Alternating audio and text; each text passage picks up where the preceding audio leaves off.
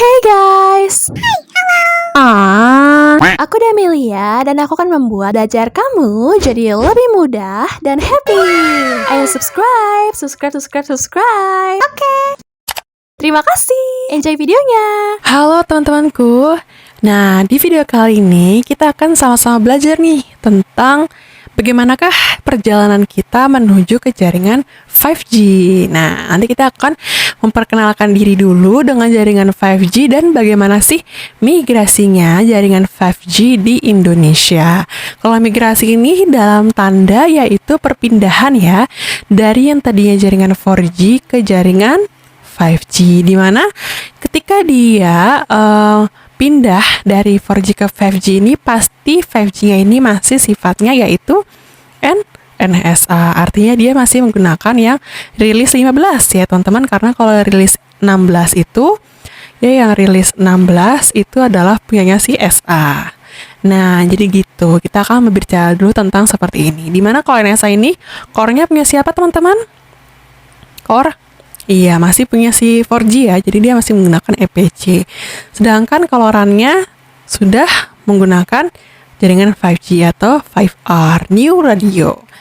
Oke, jadi ini akan kita pelajari. Nah, karena kita mempelajarinya tentang NSA, ya, maka kita banyak berkutik soal radio di sini. Kita akan banyak berbicara mengenai soal radio.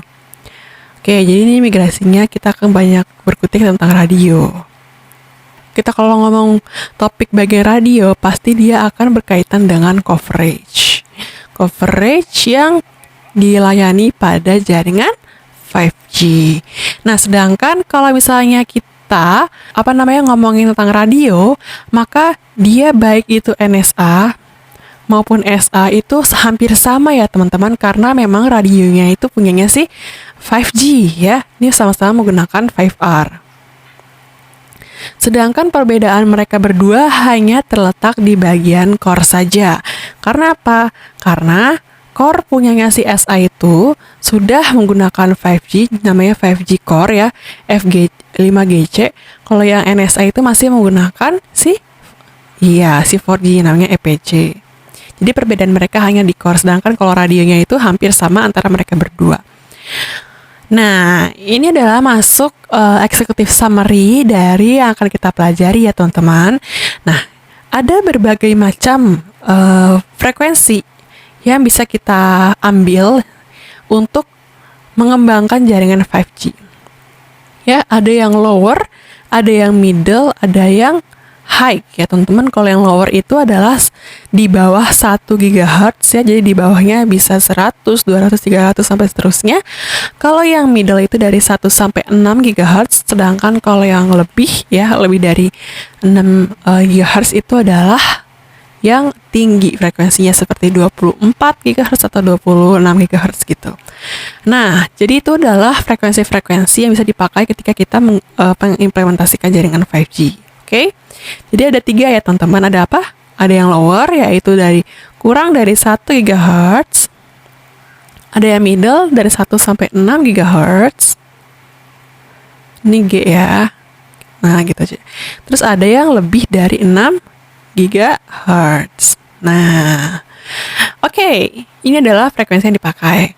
Tetapi teman-teman, di kebanyakan negara ya, di luar negeri, seperti di Korea atau di negara-negara lainnya, itu mereka mengimplementasikan jaringan 5G pada frekuensi yang middle ini, yaitu sebesar 3,5 GHz. Nah, kebanyakan negara-negara tuh mengimplementasikan jaringan seperti ini, sehingga perangkat atau HP yang user-usernya itu gunakan mensupport pada frekuensi segini. Nah, tetapi teman-teman, Indonesia itu, di negara kita ini, kita tidak bisa mengimplementasikan frekuensi 3,5 GHz ini untuk pengimplementasian jaringan 5G. Karena di frekuensi segini, di Indonesia itu masih digunakan untuk C-band. Jadi kalau di Indo, ini dipakai untuk C-band. Dimana C-band itu adalah frekuensi pada satelit. Sedangkan satelit sama wireless itu kan berbeda jauh ya teman-teman. Ini kan jaringan seluler ya. seluler. Ini jaringan satelit ya, beda jauh lah ya, maka kita tidak bisa menggunakan ini karena ini masih dipakai. Nah, sedangkan bisa dong kita pakai di sebelah sini, pakai frekuensi 700 aja gitu. Kalau enggak 700 MHz.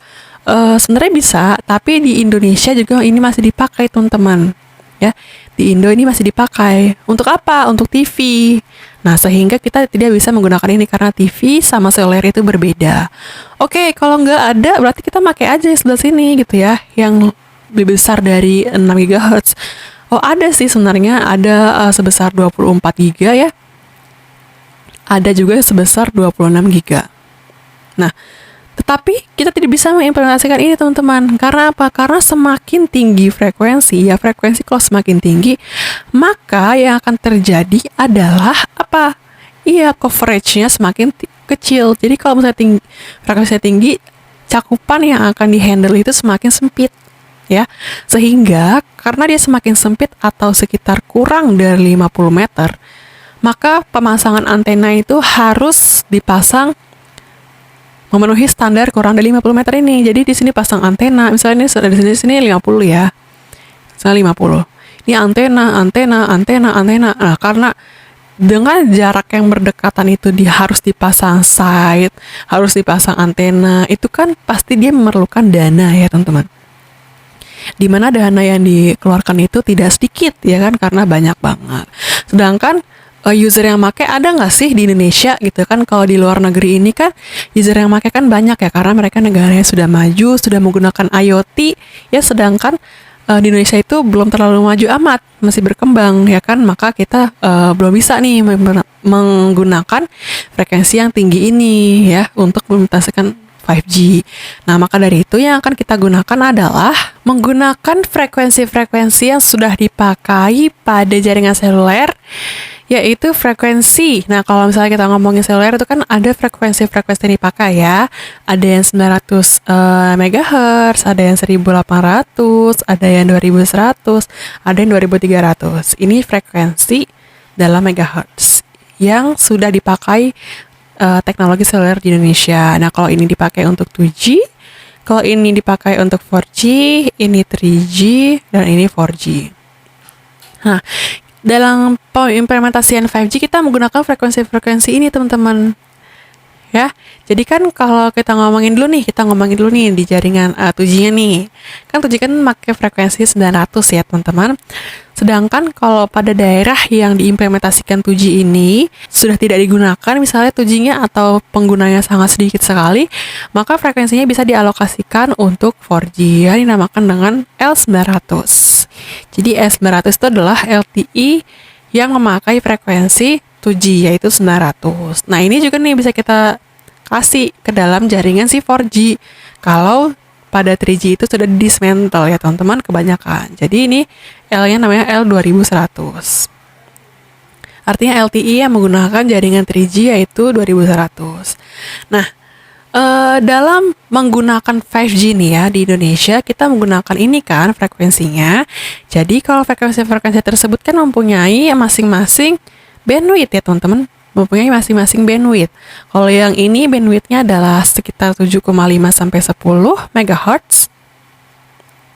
Ya, kalau yang ini sekitar 20, ini sekitar 15 sampai 17,5, dan ini adalah 30 MHz, ditambah juga dengan 20. Tetapi karena yang 20 ini masih kotor frekuensinya, artinya dia masih bercampur-campur dengan pengguna lain ya, seperti satelit atau TV, maka ini perlu direfarming. Sehingga yang available adalah sebelah sini ya, 30. Oke?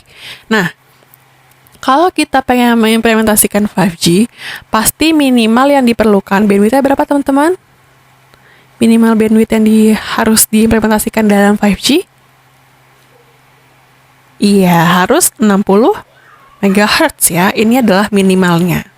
Kalau yang 4G kan minimal 20 ya, 20 MHz. Ini kalau pengen membuat jaringan 4G. Nah, kalau di 5G itu lebih besar ya, lebih besar bandwidth, jadi dia sebesar 60. Nah, ini minimal loh ya, minimal. Kalau kurang dari ini berarti 5G itu 5G yang kayak bukan 5G lah gitu ya, kayak 4G-4G-an.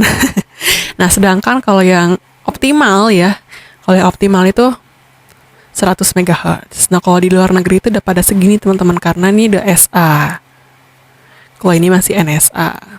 Sedangkan ya, di Indonesia itu kan kita masih mengimplementasikan 4G ya teman-teman, paling besar tuh 30. Terus kalau misalnya 5G itu minimal 60. Nah, karena kekurangan bandwidth yang akan diperlukan, maka yang dilakukan oleh operator, yaitu Telkomsel, adalah membuat carrier aggregation. Carrier aggregation, artinya dia akan menggabungkan ya, beberapa bandwidth ini dari frekuensi 2300, 2100, 1800 sehingga menghasilkan minimal itu 60 MHz. Jadi kalau yang 2300 ini dia akan diambil 30, kalau yang 2100 ini diambil 15 sampai 17,5, kalau yang 900 diambil 20. Nah, sehingga kalau 3 bandwidth ini kita tambahkan itu menghasilkan kurang lebih 60 MHz. Jadi ini adalah yang dilakukan oleh Indonesia. Dia menambah-nambahkan ya dengan menggunakan frekuensi yang sudah ada. Jadi tidak satu frekuensi saja seperti di luar negeri yaitu segini, tetapi kalau di Indonesia tuh seperti ini teman-teman. Itu adalah executive summary dari jaringan 5G ini. Di video selanjutnya kita akan membahas lebih dalam ya mengenai overview-nya. Kemudian target 5G itu apa saja dan standarisasinya bagaimana. Kemudian apa saja new radio ya yang terdapat di dalam 5G ya, bagaimana fitur-fiturnya, kemudian migrasinya itu seperti apa dan use case-nya apa saja. Oke? Sampai jumpa di video selanjutnya ya guys.